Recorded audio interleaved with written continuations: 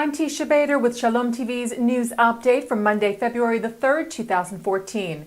Israeli Prime Minister Benjamin Netanyahu today criticized Palestinian Authority President Mahmoud Abbas for his reported refusal to recognize Israel as a Jewish state.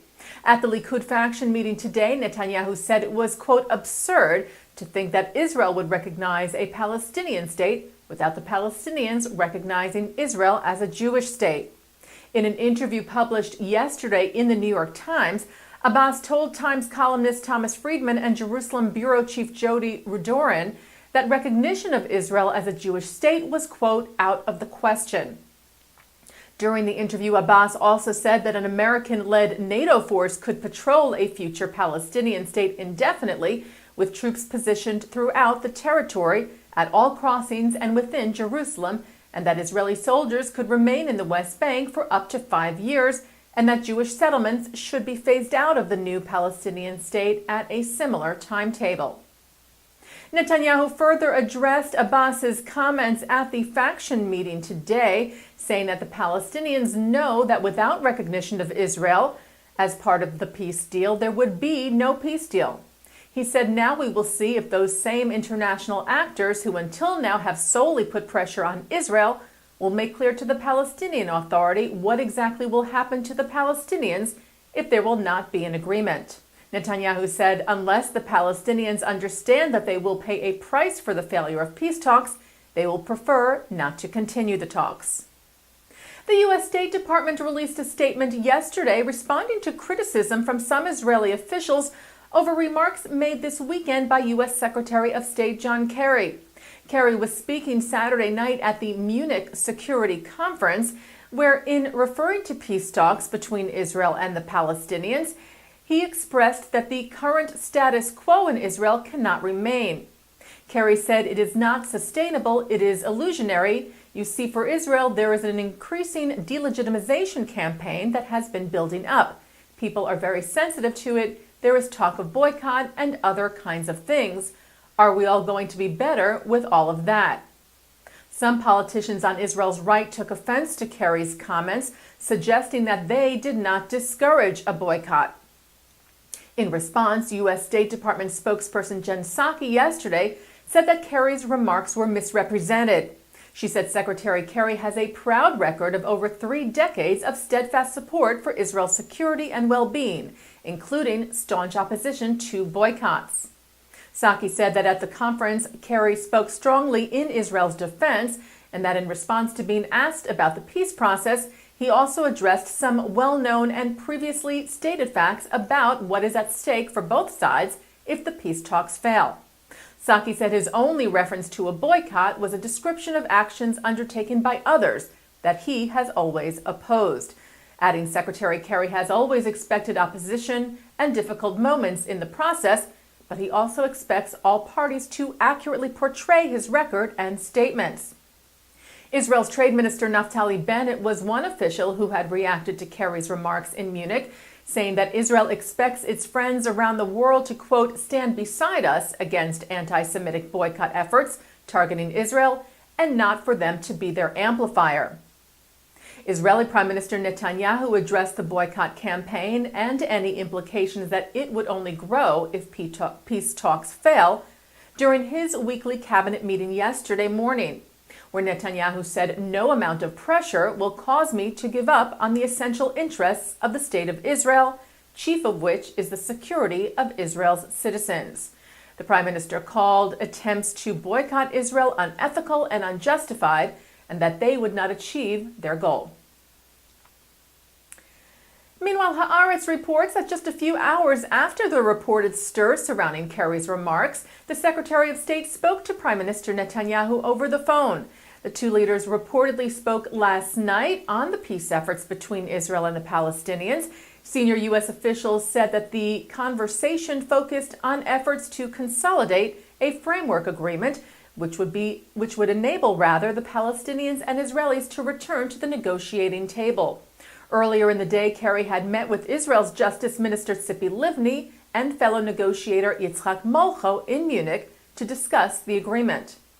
And the Times of Israel reports that Livni today defended Kerry's remarks at a faction meeting of her Hatnu'ah party, where she said the Secretary of State was warning Israel of the consequences of peace talks collapsing, not threatening it. Livni said some of those who speak harshly against the U.S. Secretary of State would lower their eyes in embarrassment if they knew what Kerry has done to prevent these threats and these boycotts. And in a separate story, several Jewish organizations here in the U.S. criticized remarks made against Secretary of State Kerry last week by a member of Israel's Knesset, Moti Yogev. Yogev, who is a member of the Bayit HaYehudi, or Jewish Home Party, spoke out against the Secretary of State and his efforts in the peace process, telling Israel Radio that Netanyahu is acting under Kerry's obsessive pressure, which may have anti-Semitic undertones and anti-Israel roots. The American Jewish Committee condemned Yogev's, quote, verbal assault on Kerry. AJC Executive Director David Harris said such assertions are totally unfounded, dumb, and damaging.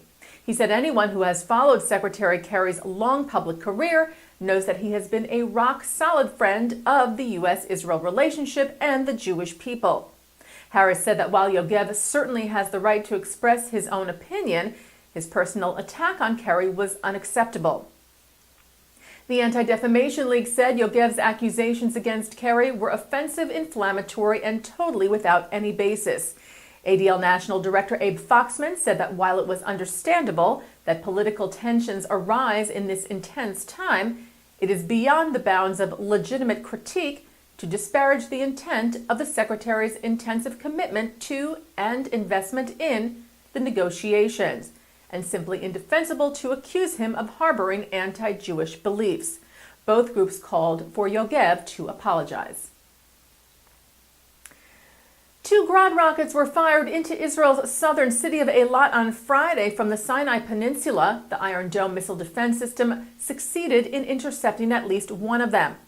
Al-Qaeda-linked terrorist group Ansar Beit al-Maqdis, that operates both in the Egyptian Sinai and in Gaza, claimed responsibility for the attack, which they said was in response to, quote, the cooperation between Egypt and Israel and the bombing of Gaza residents.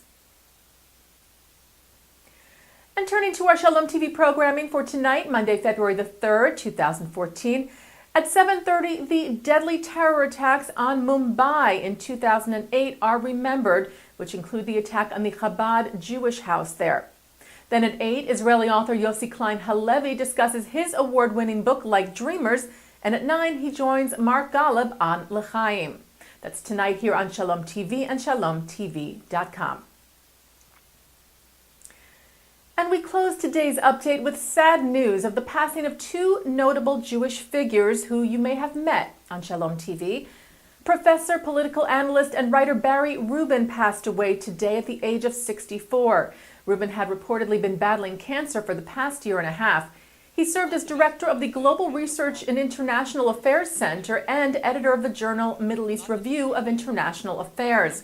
Rubin also wrote several books about the Middle East, including Israel: An Introduction, The Israel-Arab Reader, The Long War for Freedom, The Arab Struggle for Democracy in the Middle East, and The Truth About Syria, as well as being a longtime columnist for the Jerusalem Post. He is survived by his wife, Judith Kolp Rubin, and their 2 children. And pioneering philanthropist Anne Heyman, who founded a Rwandan youth village for children orphaned in that country's 1994 genocide, died in a horse riding accident this past Friday. Heyman was competing in a jumping competition at the Palm Beach International Equestrian Center in Florida on Friday afternoon when she fell from her horse. She was 52. Heyman founded the Agahozo Shalom Youth Village in Rwanda in 2008, modeling it on Israeli youth village Yamin Orde. She said that she established the village out of a sense of the Jewish imperative of Tikkun Olam, repairing the world. The Agahozo Shalom website mourned Heyman's death on behalf of the entire youth village, calling her a tremendous woman and a true visionary. Anne Heyman is survived by her husband Seth Marin and their children. We at Shalom TV extend our deepest condolences to them.